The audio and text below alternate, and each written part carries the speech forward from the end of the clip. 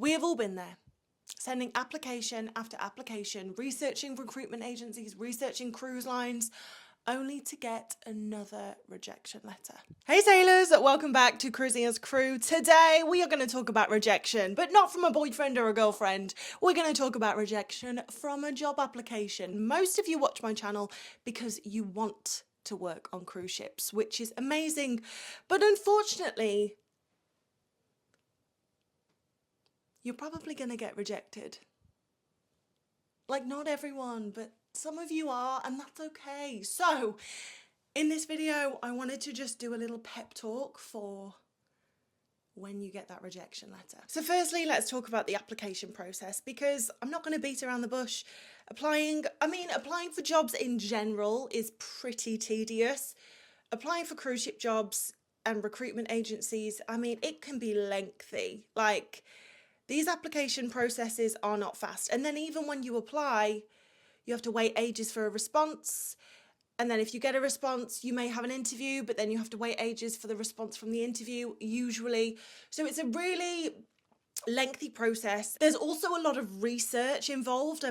Yes, there's recruitment agencies, but what country do they hire people from, and what cruise lines does that recruitment agency work for? You know, if you want a job on Carnival Cruise Line, well, firstly, you need to find out which recruitment agency works with Carnival. You know, you might end up going with a recruitment agency, and then down the line you find out that that recruitment agency doesn't even work for Carnival. So if you have been putting in all of this effort, you've got to the interview process, hopefully, and then you've got rejected, or maybe you've just got rejected on your CV alone. It just makes you think, like, what is the point? What am I doing this for? Because also, a lot of the times you get these rejection emails, so sorry, like your application hasn't gone through, or sorry, you didn't make it through the interview process. But they don't actually tell you what you did, because they simply don't have time. My God, if they had to, tell everyone why they didn't get through the interview process, well, it would be an even slower process for everyone. So I'm not saying that that should be how it's done, but it is frustrating that you don't get any feedback. You just get told, no, you didn't get the job. And then you're like, well, I don't even know why. Was it because I'm not up to scratch? Or was I actually good for the job, but there was just someone who pipped me to the post because they've got more experience? I want to help you reframe rejection, because like everything in life, it is all about mindset. It's all about how you look at things. You can either look at things glass half full or glass half empty. And I know when you get rejected, the last thing you want to do is look at it glass half full. You know, you're not going to be like, well, I'm so happy I got rejected from the job that I really wanted. I'm not saying that you need to do that. That would be ridiculous. What I'm saying is that rejection email isn't the end. It is simply part of the process. If we gave up after the first try, very few of us would have the job that we wanted. You know, J.K. Rowling, the author of Harry Potter, probably one of the most celebrated authors there are today. Before Harry Potter, she was rejected from 12 publishers. Walt Disney was fired from a newspaper when he was younger because he wasn't creative enough. My point is, it's just important not to take these rejections personally, because they're not. It's not a reflection of you being bad. Maybe there was someone else interviewing for the job who on paper was better because they had more experience. Maybe they'd worked on cruise ships before. Or maybe God, the universe, whatever you believe in, just has a different plan for you.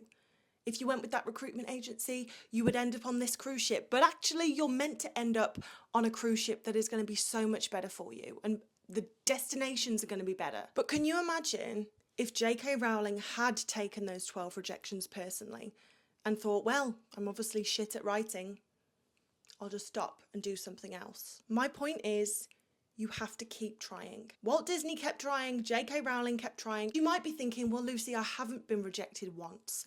I've been rejected 10 times now. And then I had just spent 5 or so years just applying for cruise ships, trying to get a job and everything. It was difficult, but I ended up eventually being able to get a job. It's just part of the process, and I promise you, it's going to make your success story so much more interesting. Could you imagine if, Oprah Winfrey was like, oh yeah, everything was easy, and I got the first job I went for. Okay, Great. We all have days where we want to give up. All of us, even me, everyone. We all have days where we're like, what am I doing? So it is okay to feel frustrated, to feel demotivated, to want to give up. Maybe you just want to take a few days off where you don't apply for any jobs for a few days and you just stop thinking about cruise ships. And sometimes taking a few days off can really refresh you, as long as you come back to it. Because I promise you, if you keep trying, you are going to get the job that you want. So I've got some things that I want you to do that I believe are going to help you stay motivated. The first thing is reframe your idea of success, because I presume at the moment you're like, well, success is getting the job. Duh. But what if success was applying for the job?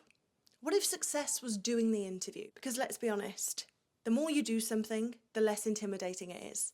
You are going to be a lot less nervous for your 30th interview than you were in your first interview, right? The fact that you are making the effort to do all the research, to fill in all the application forms, to do the interviews, these are successes as well. Just because the end result isn't what you wanted, it doesn't mean you should negate everything else, because that's when it all becomes tedious and that's when we get burnt out, because it feels like we're doing so much work for no reward. So I think the best thing to do is change the reward, change what success means. So if you say to yourself, okay, if I apply for 5 agencies or 5 cruise ship jobs today, I am going to take myself out for dinner and celebrate those little wins. Or when I've done 5 interviews, no matter what the outcome of those interviews, I will treat myself. And what I also believe this does is it actually makes you less nervous for the interview. If you've put all of this pressure on yourself going into the interview that like, I need this job, I have to get this job, you're gonna come across desperate. Like, you are.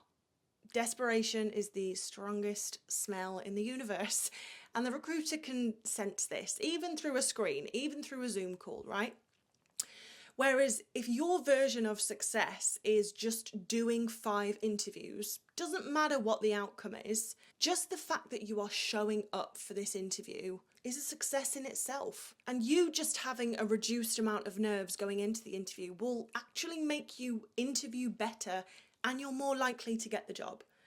So I really do think the key here a lot of the time is just to put less pressure on yourself and reframe what success is. So what I want you to do now is set a goal for yourself. Like, okay, if I apply for 1 job a day or 10 jobs this month, or if I do 3 interviews this month, that's a win. And how are you going to reward yourself if you do those things? Because as I said, I really do believe the reason why applying and, getting a job on a cruise ship is just so crap is because the only time we celebrate ourselves is if we get the job. And you might have to go through a lot of rejection before you get the job offer you want. So it is really important that you celebrate the application process and celebrate the interview process. But persistence really is key here. You've just got to keep trying. So persistence is key in this case, right? Definitely. I received so many rejection letters and everything, but you just have to keep trying, because if you know this is for you, you just carry on and it will eventually work out in the end. The truth is, you could face 700 rejections, but every rejection is bringing you closer to that yes. But thank you so much for watching, guys. I really hope this video has reignited that motivation to get the job that you want. Everyone faces rejection, okay? Everyone. There are so many people that email me on a daily basis. I've been applying for 5 years. I've been applying for a year. I've, been rejected 5 times. It's normal. So I don't want you sat at home thinking, well, I've been rejected this many times. Like, surely this isn't it is normal. It's so normal to be rejected. Like, so many people are applying for a job on cruise ships. But I promise you, just keep going and you'll get there. But if you found this video helpful, please press like, and if you have not already, subscribe. If you want more videos like this, let me know in the comments. If you have any feedback for me, let me know in the comments. And also, if you want help getting a job, send me an email or go to my website. But as always, guys, I will see you in the next video.